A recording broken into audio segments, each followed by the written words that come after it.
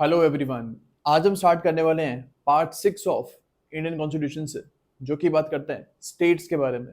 अब स्टेट्स के रिगार्डिंग जितने भी प्रोविजंस हैं हमारे पास, वो हमें पार्ट 6 में देखने को मिलेगा। इसके अलावा जो स्टेट का लेजिस्लेचर होता है या फिर लेजिस्लेटिव काउंसिल होता है, उनके बारे में भी हम इसी पार्ट में पढ़ेंगे।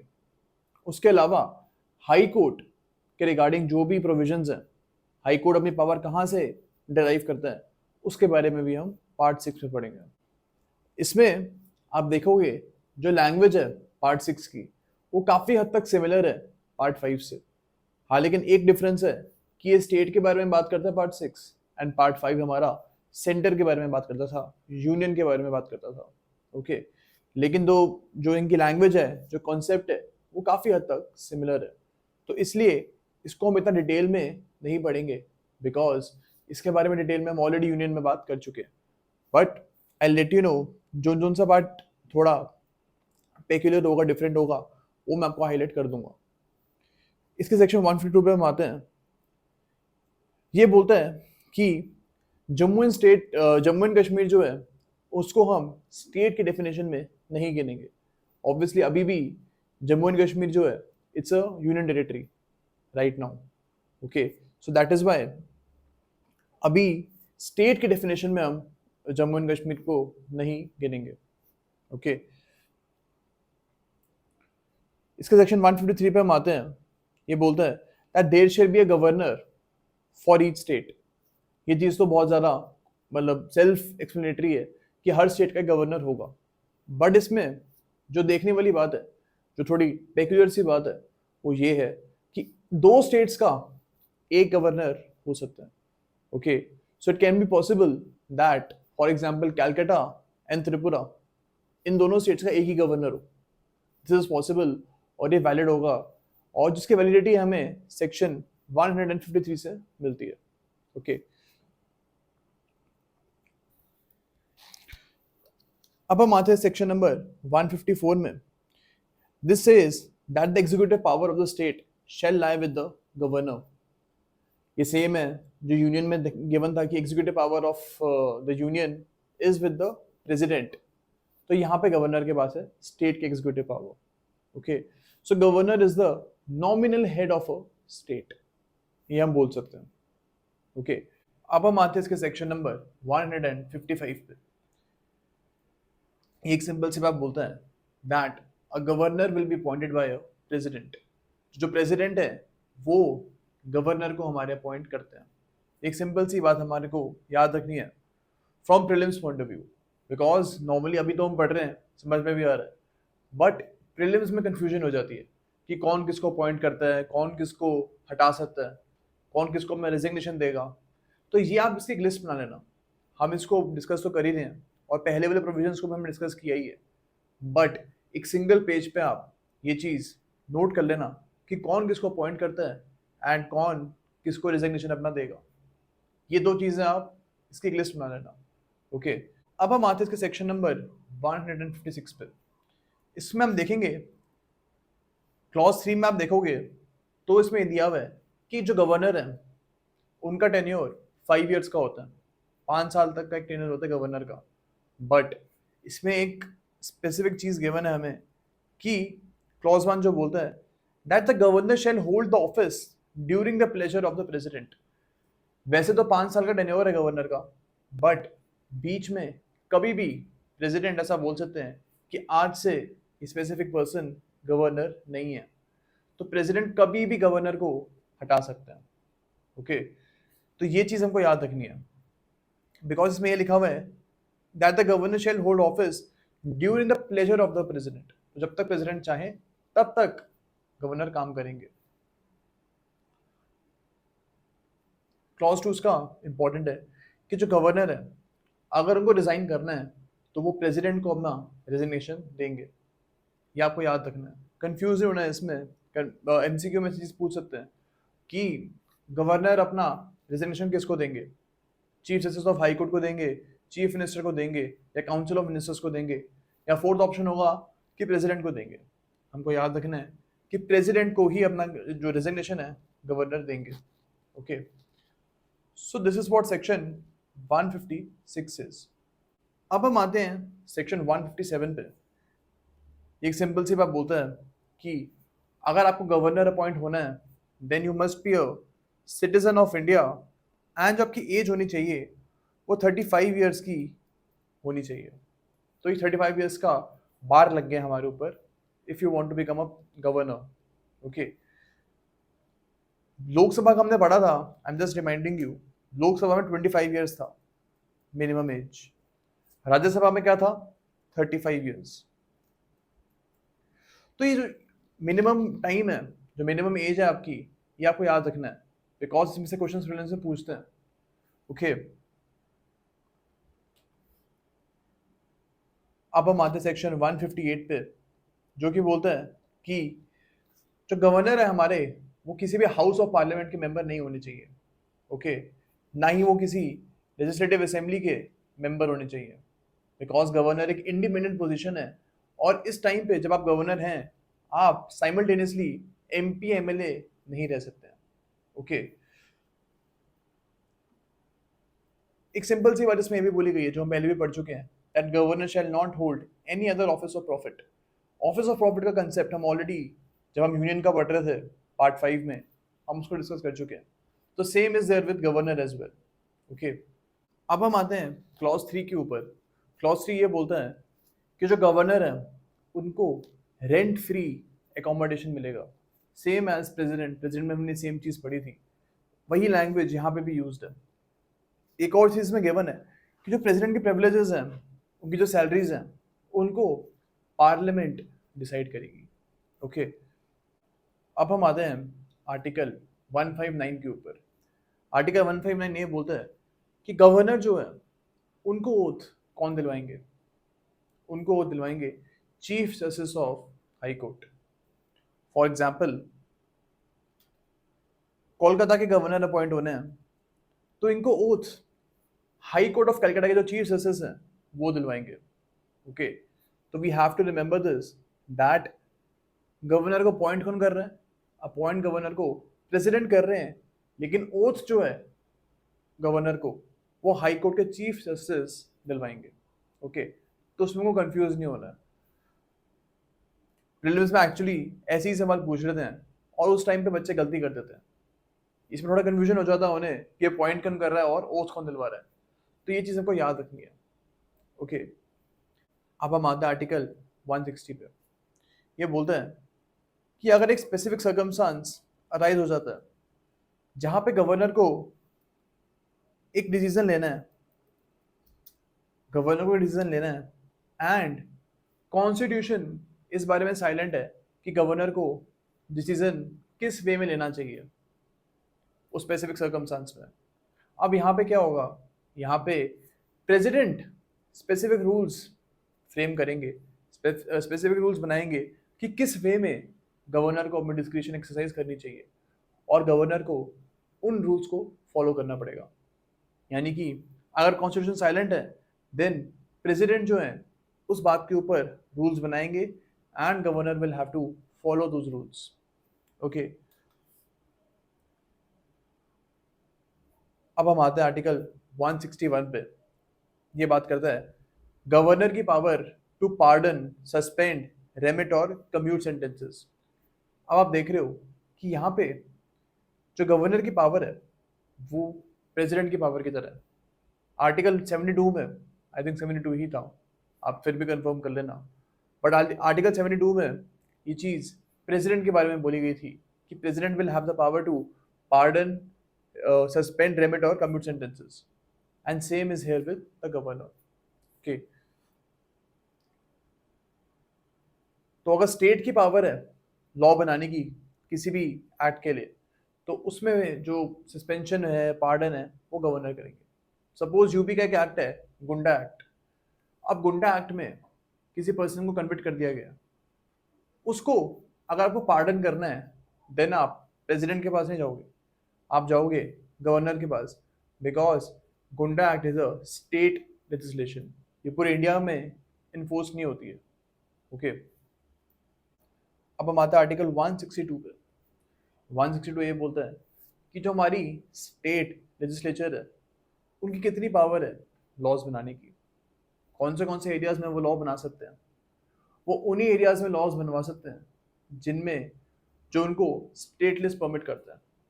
कुछ कुछ मैटर्स होते हैं जैसे कि पुलिस, आपका ट्रांसपोर्टेशन, इनके ऊपर स्टेट गवर्नमेंट ही लॉज बनवा सकती है, यूनियन गवर्नमेंट यहाँ पे इंटरफेयर नहीं कर सकती है। ओके, तो उन एरियाज में जितने भी हमारी लॉ मेकिंग पावर है वो स्टेट लेजिस्लेचर के पास है। ओके, तो ये चीज़ हमको याद रखनी है बस। अब हम आते हैं आर्टिकल 163 के ऊपर। ये सेम है हमारा यूनियन की तरह, बस इसमें ये एक मॉडिफिकेशन है कि गवर्नर, प्रेसिडेंट की जगह पे गवर्नर है। तो जो हमारे काउंसिल ऑफ मिनिस्टर्स हैं स्टेट के, वो गवर्नर को एड एंड एडवाइस करेंगे। ओके,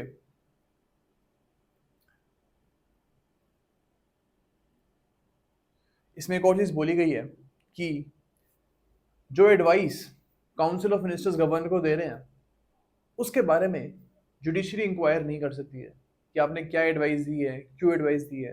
इसके बारे में जुडिशरी क्वेश्चन नहीं कर सकती आपको। ये हम ऑलरेडी यूनियन में भी सेम कॉन्सेप्ट पढ़ चुके हैं।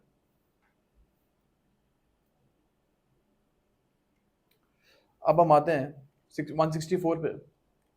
164 ये बोलता है जो चीफ मिनिस्टर है हमारे, उनको कौन अपॉइंट करेगा?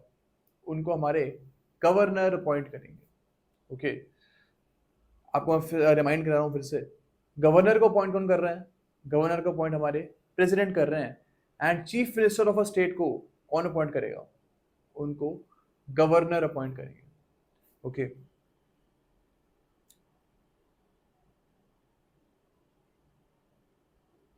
इसका 1A भी इंपॉर्टेंट है। 1A ये बोलता है कि टोटल नंबर ऑफ मिनिस्टर्स कितने होने चाहिए। टोटल नंबर जो मिनिस्टर्स है हमारे, वो 15% से एक्सीड नहीं होने चाहिए। किस चीज़ का 15%? जो हमारी लेजिस्लेटिव असेंबली है उसका 15% जो स्ट्रेंथ है, उससे ज़्यादा हमारे मिनिस्टर्स नहीं होने चाहिए। फॉर एग्जाम्पल, हमारी legislative assembly of, for example Uttarakhand है। अब जो नंबर है उत्तराखंड का वो एक्चुअली में कुछ और ही है, लेकिन आपको मैं एक हाइपोथेटिकल एग्जांपल दे रहा हूँ। सपोज की स्ट्रेंथ है हमारी 100 मेंबर्स की। अब इस हाउस में कितने काउंसिल ऑफ मिनिस्टर्स अपॉइंट हो सकते हैं? यहाँ पे हमारे सिर्फ 15% मिनिस्टर्स अपॉइंट हो सकते हैं, यानी कि 15 मिनिस्टर्स। तो 100 का 15% कितना होता है? 15। तो मैक्सिमम 15 मिनिस्टर ही उत्तराखंड में अपॉइंट हो सकते हैं, 15 से ज्यादा मिनिस्टर अपॉइंट नहीं कर सकते। ओके,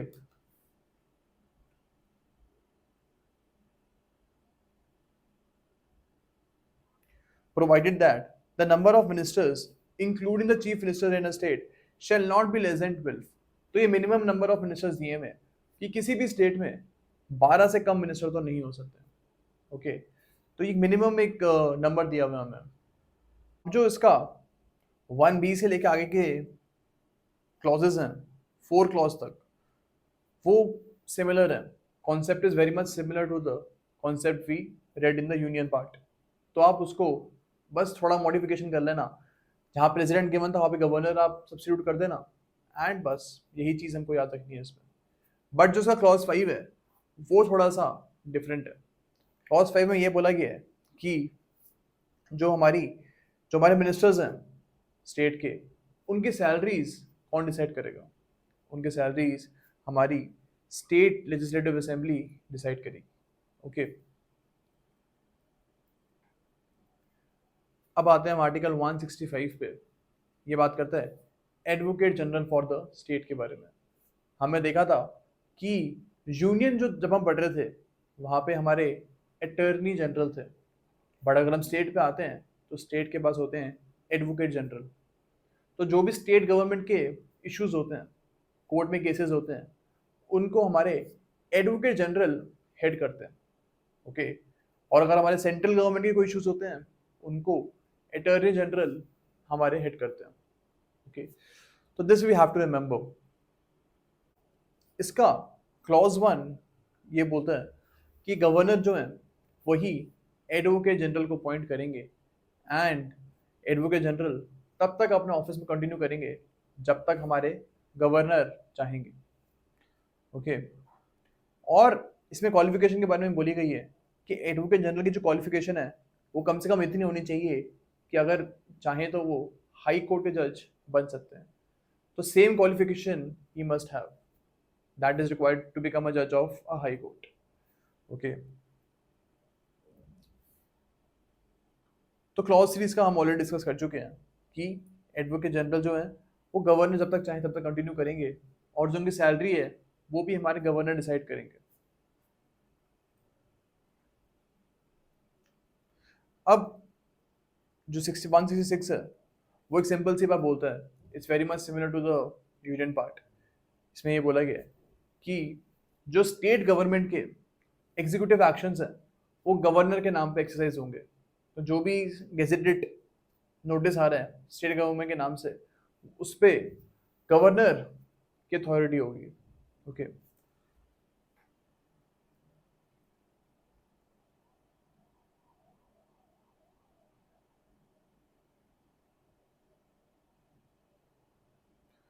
अब हम आते हैं आर्टिकल 167 पे। ये बोलता है कि जो हमारे चीफ मिनिस्टर हैं उनको जो भी डिसीजंस वो ले रहे हैं, जो भी डिसीजंस चीफ मिनिस्टर ले रहे हैं वो डिसीजंस को गवर्नर को बताना पड़ेगा उन्हें कि मैं ये डिसीजन ले रहा हूँ, इसका रीजनिंग क्या है, इन सब के बारे में गवर्नर को इंफॉर्मेशन मिलनी चाहिए। ओके, सो ये चीज़ हमको याद रखनी है बस। अब हम आते हैं आर्टिकल 168 पे। ये इंपॉर्टेंट है, ये हमको याद रखना है कि आंध्र प्रदेश, बिहार, मध्य प्रदेश, महाराष्ट्र, कर्नाटका एंड उत्तर प्रदेश, इन 6 स्टेट्स में दो हाउसेस होते हैं।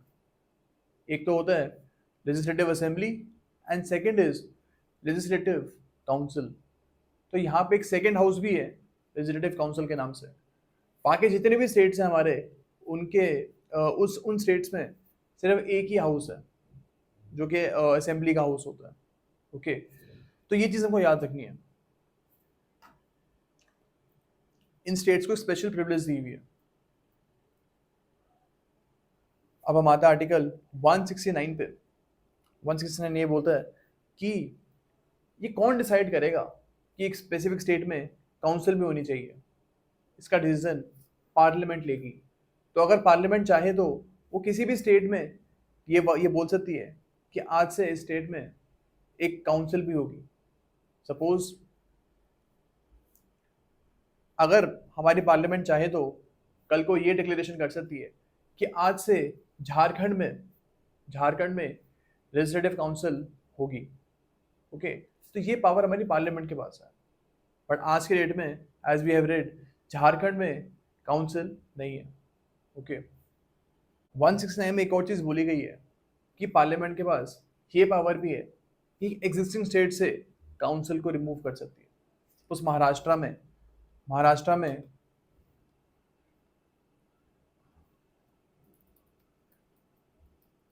लेजिस्लेटिव काउंसिल एस्टैब्लिश्ड आज की डेट में। ओके, अब अगर पार्लियामेंट चाहे तो वो ऐसा लॉ निकाल सकती है कि इस डेट से महाराष्ट्र की जो काउंसिल है वो एग्जिस्ट नहीं करेगी। तो ये पावर भी पार्लियामेंट के पास ही है।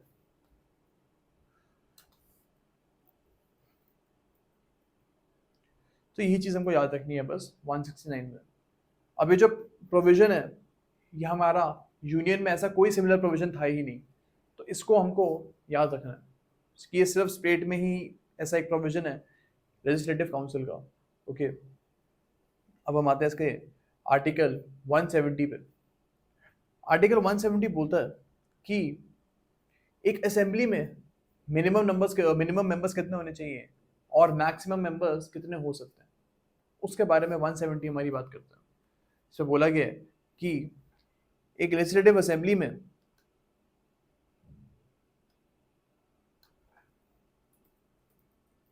मिनिमम मेंबर्स कितने होने चाहिए, मिनिमम होने चाहिए 60 मेंबर्स और मैक्सिमम होने चाहिए हमारे 500 मेंबर्स। तो मतलब अगर किसी स्टेट में 300 मेंबर है तो ये अलाउड है, बिकॉज ये ब्रैकेट में आ रहा है हमारा। लेकिन अगर किसी स्टेट में 550 मेंबर है तो ये अलाउड नहीं है, बिकॉज एक मैक्सिमम नंबर ऑफ मेंबर्स जो है वो 500 से ज़्यादा नहीं हो सकते। तो ये चीज़ हमें याद रखनी है। अब हम आते हैं आर्टिकल 171 पे। आर्टिकल 171 में काउंसिल के बारे में बात करी गई है कि एक लेजिस्लेटिव काउंसिल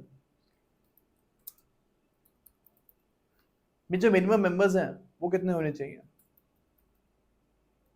मिनिमम मेंबर्स हमारे 40 होने चाहिए, 40 मिनिमम मेंबर्स होने चाहिए। और मैक्सिमम कितने होने चाहिए, मैक्सिमम जो है वो 1/3 ऑफ असेंबली से एक्सीड नहीं करने चाहिए। अब सपोज अगर हमारी जो लेजिस्लेटिव असेंबली है उसमें 400 मेंबर्स हैं, तो जो काउंसिल है उसमें कितने होने चाहिए, उसमें 400 का 400 हटा देते हैं हम, 300 कर लेते हैं। सपोज असेंबली में 300 मेंबर है हमारे, तो काउंसिल में मैक्सिमम मेंबर्स कितने होने चाहिए, वो इसका 1/3 से एक्सीड नहीं कर सकता। तो मैक्सिमम इस केस में 100 मेंबर्स ही हो सकते हैं हमारी काउंसिल में। ओके, तो ये चीज हमें याद रखनी है बस।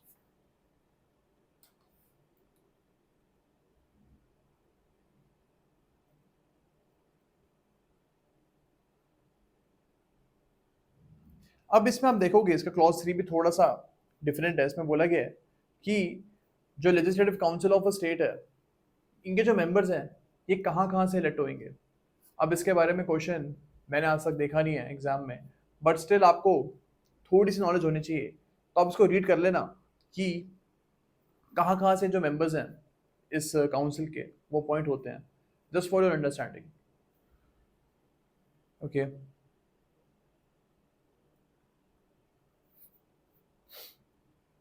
अब हम आर्टिकल 172 पे आते हैं। ये बोलता है कि एक लेजिस्लेटिव असेंबली जो है उसका टेन्योर कितना होना चाहिए। उसका टेन्योर 5 इयर्स का होता है। तो हर 5 साल के बाद जो असेंबली है वो डिसॉल्व हो जाएगी एंड फिर न्यू इलेक्शंस होंगे, और फिर जो पार्टी आएगी वो दोबारा नई सरकार बनाएगी और उस हिसाब से नए मेंबर्स इलेक्ट होंगे असेंबली के। ओके, अब सेम रूल है इसका as that was in parliament कि अगर इमरजेंसी लग जाती है तो 1 साल तक आप टेन्योर बढ़ा सकते हो असेंबली का। ओके, कुछ डिफरेंट नहीं है रूल में। अब जो हमारी काउंसिल है वो डिसॉल्व कभी नहीं होती है, सेम एज राज्यसभा। और काउंसिल भी हमारी कभी डिसॉल्व नहीं होगी, लेकिन 1/3 मेंबर्स जो हैं वो हर 2 साल में रिटायर करेंगे। तो same is the concept here as well.